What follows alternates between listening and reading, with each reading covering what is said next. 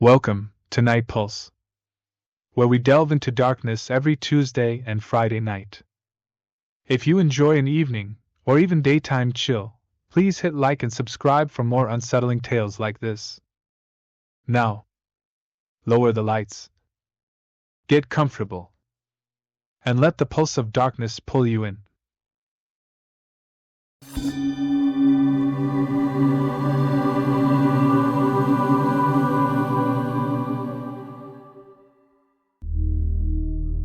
My name is Andrew.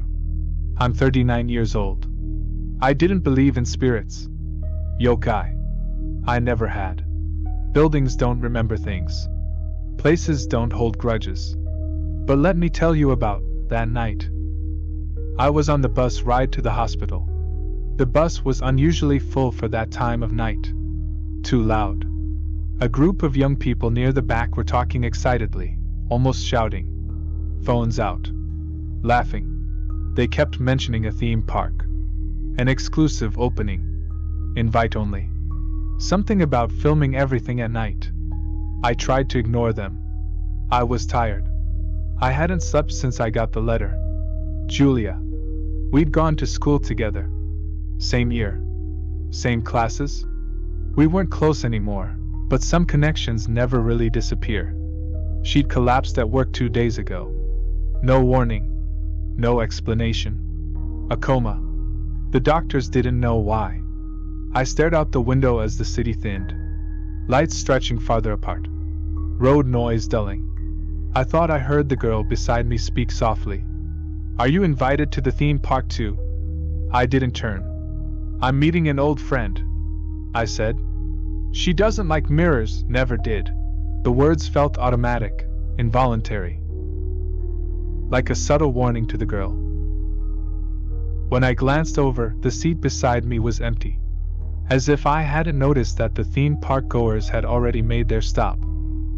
The bus was now empty, eerie almost. Eventually, the hospital loomed out of the dark like a concrete cliff. Old. Too large. Its windows were narrow and uneven, as if added in stages by people who didn't agree on what it should be. The lights inside were on, but dim.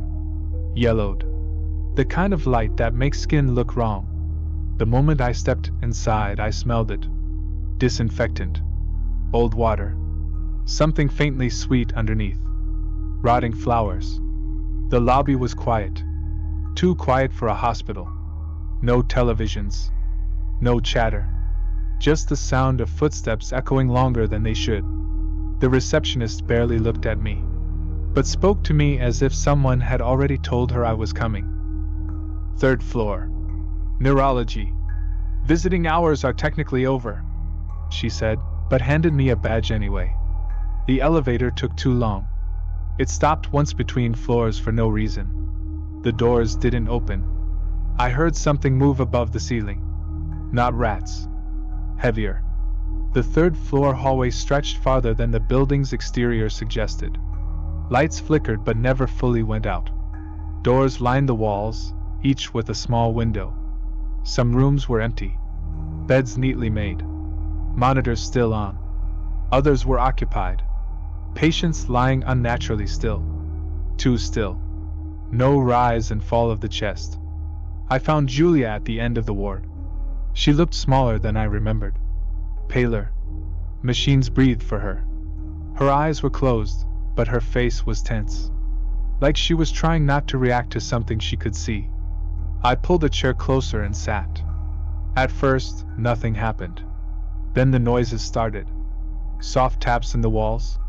Scraping in the ceiling. Not constant. Almost deliberate. Like something pacing. A nurse passed by the doorway and stopped. She stared into the room without blinking. Her mouth opened slightly, as if she wanted to say something. Then she walked away. That was when I noticed the paper talismans. Small, faded strips of paper tucked above door frames and stuck to the ceiling. Some torn. Some half removed.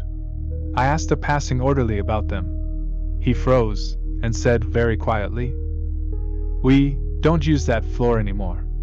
"What floor?" I asked. He looked past me, toward the ceiling. The one above us. I stayed with Julia until late, reading to her. The lights dimmed automatically.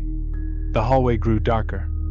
I had stepped out of Julia's room to get a coffee from the vending machine, and that's when I saw it. At the far end of the ward, something stood hunched near the ceiling. Its limbs were too long, bent backward at the joints. Its skin looked like old paper soaked in water. A yokai. I didn't know the word then, but I know it now.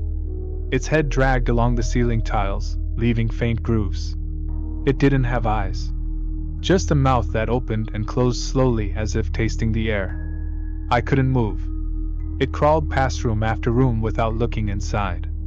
Until it reached Julia's. It stopped. Lowered itself. Its mouth stretched wider than any human jaw should. I heard whispering. Not aloud.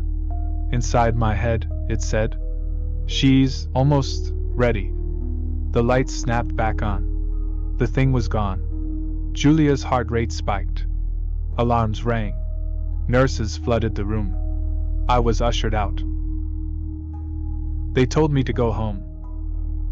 I didn't. I wandered.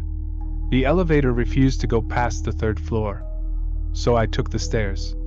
The door to the sealed floor was marked clearly with "Authorized personnel." Only, the air leaking through the cracks was cold. Wet. I pushed the door open. The hallway beyond was unfinished. Walls stripped bare. Lights removed. Symbols painted directly onto the concrete. Some smeared. Some scratched out violently. Rooms without doors. Beds bolted to the floor. And in the center, a wide, circular space. Something like a ritual chamber. I felt watched. Shapes clung to the walls. Yokai. Different kinds. Some crawled. Some hung. One with a face split vertically like a peeled fruit. Another with arms that ended in hair. They didn't attack. They observed. The whispering returned. This place was ours first. I understood then. The hospital wasn't cursed. It was feeding. On stillness. On suspended lives. Comas weren't accidents. They were invitations.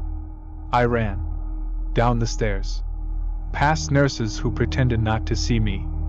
I reached Julia's room just in time. Her eyes were open. Not looking at me. Looking through me. The yokai were reflected in her pupils. She smiled. Machines flatlined. A black mist engulfed me. Suddenly I was outside. Tears streaming from my eyes. Heart racing. The bus stop was lit. The bus was there. Doors open. I boarded without thinking. Behind me, the hospital lights dimmed 1 floor at a time. I sat in horror as the bus drove. Only looking up as it came to a halt at the next stop. A girl stumbled on, breathing hard. Panicked. She looked familiar. She looked empty. It was the girl from the theme park group. "It seems things also didn't go well for you, tonight," I asked her. "I just wanted to be seen," she whispered. I nodded. "Just you be careful of who or what is watching you," I replied quietly. The bus pulled away. We sat in silence, as if both haunted by unseen forces. Since then, I heard that Julia is living a healthy life. She had never been admitted to hospital. She had never collapsed at work. Which leaves me to question, where did that letter come from? Who sent it? These days I actively avoid hospitals. I carry paper talismans wherever I go. And I trust no space. So I warn all who are listening to my story. Places hold energy. Curses can manifest. And the yokai watch. And wait. In the darkness,